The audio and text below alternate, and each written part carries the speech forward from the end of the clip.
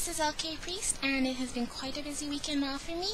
I had my UI makeover, did several heroic raid encounter videos, as well as with the announcement of the new Blizzcon in-game items, my virtual plate has been kept quite full.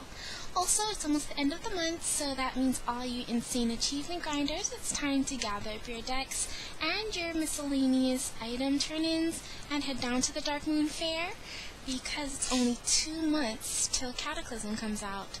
Let's see what else I did this week. Okay, define interesting looking. If you have seen my older raid encounter videos, you may have noticed my old UI. Quite embarrassment. How did I solve it?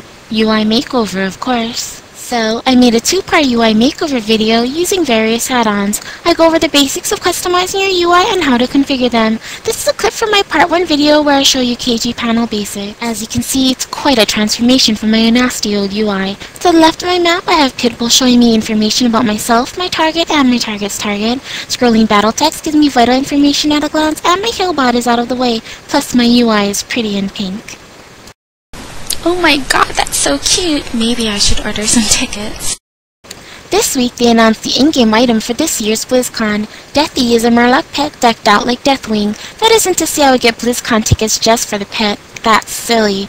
I want to see the, costume and dance contest, live concerts, special guest appearances from stars like Felicia Day from the Guild, and of course the latest on Diablo 3 and World of Warcraft news development. You can get virtual tickets at BlizzCon.com. Okay, KG, I may be stuck in this 10-man heroic, but I will find that turtle man before you. Oh yes, I will. I'll admit it, I don't do my 10-mans every week, but this past weekend we decided to just buckle down and get it done. I mean, isn't the Frostbite mount sexy? So we're going through 10-mans working on boss and heroic achievements, and when we get to Lich King, we get him to about 8.4% before the wipe and res. Normally he transitions at 10, so I thought this was video worthy. Though not done on heroic, it was late and a few people had to go. Oh my god, what is that? If that is not the epitome of fail, I don't know what is. After downing Putricide, we headed to Sindragosa and ended up wiping on something as silly as Frostbeak and Fail. So zoning back in, we get a lovely surprise courtesy of Professor Putricide and the gang gremlins. A huge slime pool at the front over the portal. A few people even died to this. Of course, we laughed about it and took screenshots the first time around, but a few more times after this, it gets beyond frustrating. Some avoided damage in combat by staying near the edge and clicking on the portal. Unfortunately, if someone goes into combat from going too deep in the slime pool, they can't use the portal and end up dying anyways. Lesson here is, don't die from stupid, or the game god shall smite you in more ways than one. All in all, the added inconvenience of slime pool plus more wiping results in taking up game, gold, and flash time.